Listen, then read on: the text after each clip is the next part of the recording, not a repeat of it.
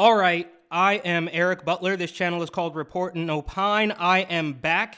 We have a story here from ABC 7 News, the Bay Area version.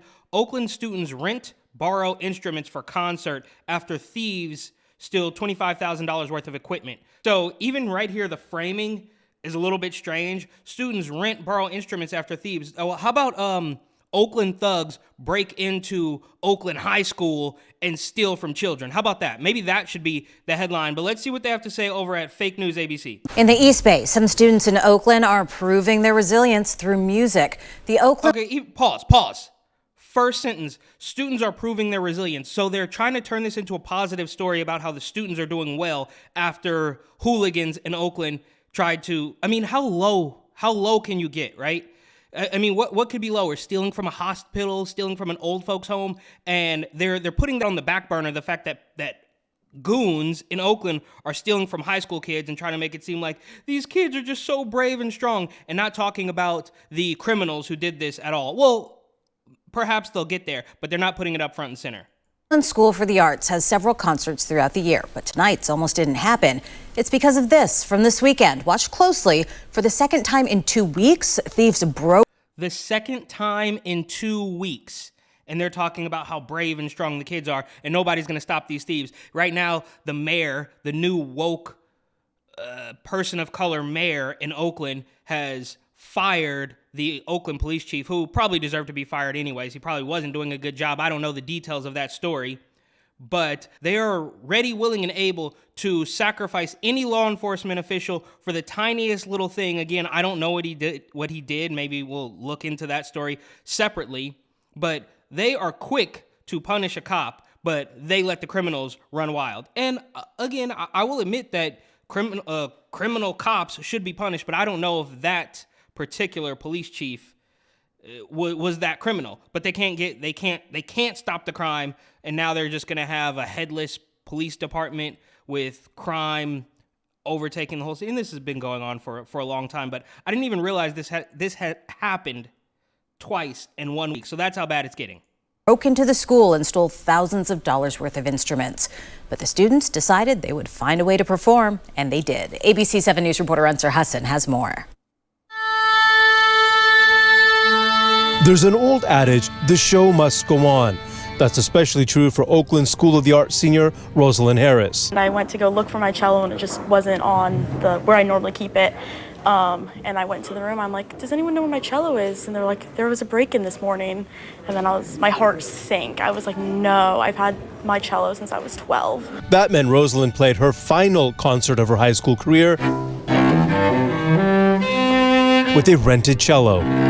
Okay, look, I'm all for taking a glass half full approach or whatever and talking about resilience, but the story of criminals breaking into a school twice in 1 week has somehow turned into how brave the students are. Sure, fine, but that should be the back end of the story. The front end of the story is that crime is completely out of control in Oakland, and the mayor has just fired the chief of police, which may be good, may be bad. Again, I don't know the details of that story, but their priorities are completely out of whack from the fake news media here and the police department. They don't know they do know what's going on. This is not incompetence. I've said this before. This is obviously a managed decline. This is malicious. Somebody's gaining from this, and it's not just the criminals, right? So these politicians, this new mayor, I don't even know what her name is, but she's going to somehow, come out as the hero of this, and she's going to fix the problem, or she's going to claim to fix the problem. Of course, nothing's ever going to get done. There was also another story, I'm getting a little bit off track here, in San Francisco, right across the bridge, where they had this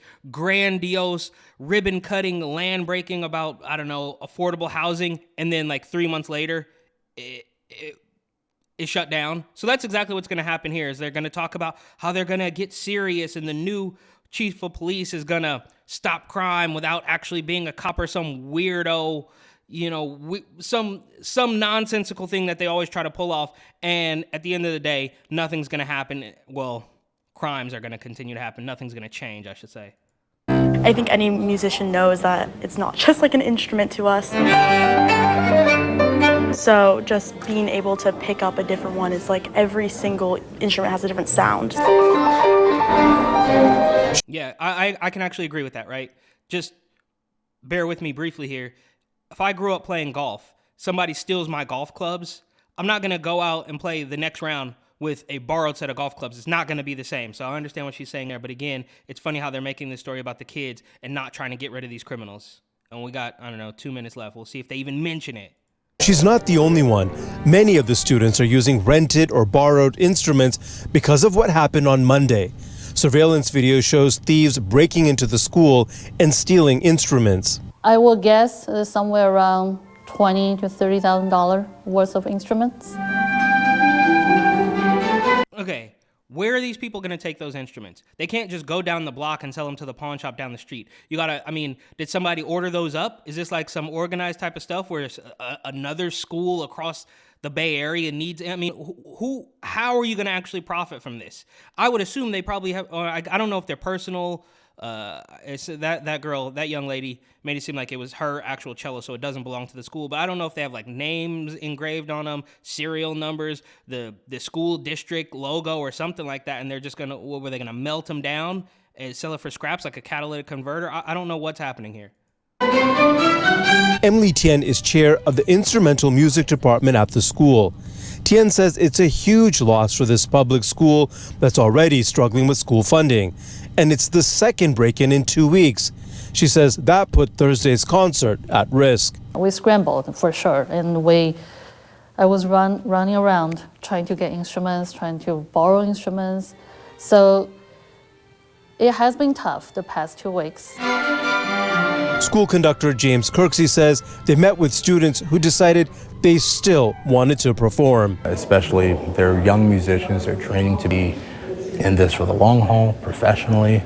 And so this is one of those things where we came together, we said the show must go on. Rosalind says it's been tough, but she's looking at the bigger picture. I just feel like we're really showing who we are in this performance, and I'm really happy that this is my last orchestra performance, and it's like in such a good way. Of course, it's such a good way. Imagine just performing with the cello that you had since you were 12. That could have been the good way to go out. But no, you're going to play with a rented or borrowed instrument and pretend that everything's all good. So they're, for lack of a better term, they are grooming these kids into even believing that this is okay. Like, I grew up in the Bay Area, and I thought for the longest time that it was normal to have junkies, sitting outside of the BART station, because you don't know anything else. You don't realize that's not how you're supposed to live. So when these kids are, dealing with people stealing their stuff twice in 1 week, they just think, oh, well, I guess that's just how life is. And that's how it's going to be, especially in California, or not all of California, but the Bay Area, Los Angeles. They're going to just deal with it. Like, who was it? Casey Neistat, whatever, who tweeted about somebody breaking into his car, and then Seth Rogen was like, hey, bro, it's just a car. Like, that's just how it is here. So they don't want you to know that there's anything better. They want to keep you into this cycle of anything goes. And I guess some kids will obviously, and adults will take advantage of it. And that's why you have criminals like this, because they know there's absolutely zero consequences. And we heard from years ago, Prop 214 or whatever it was. I don't remember the exact number. You can go ahead and fact check me on that. But if you didn't steal $950 worth of stuff, you would basically get away scot-free. And that's what's happening here. And they want to pretend like they're not connected at all. But obviously it is, and it's never going to end. They can't even address the problem. Again, in San Francisco, right across the Bay Bridge, Mayor London Breed said that the Honduran immigrant population was responsible for most of the drug trade, and they got mad at her because she pinpointed the root cause, as they like to say, of the problem. But you can't actually say that because it's racist. So nothing will ever get solved, but they don't want to solve any problems, right? They want to make sure if they solve the problems, then they won't have a job. So they're always going to tell you that there's a problem. They're going to sell you the solution, and the cycle continues. In Oakland, Ansar Hassan, ABC 7 News. And listen to this. Financial help could be on the way. The Bill Graham Memorial Foundation is pledging $10,000 as long as the school can find a match.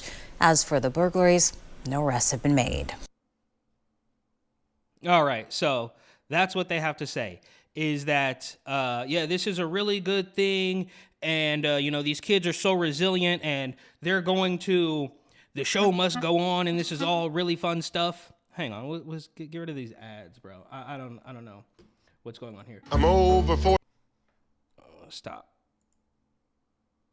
Okay, yeah. So at the very end of that 3-minute segment, they say, oh, no arrests have been made, but they might get some financial assistance. Like, that's what we're dealing with here in Oakland, California. So it's super sad. I don't think it really gets much lower than that. Like I said, maybe a hospital, maybe an old folks home, a preschool. I don't know how you get any lower than breaking into a high school to steal instruments twice in 1 week, but that'll do it for me. Of course, please like, comment, share, and of course, subscribe.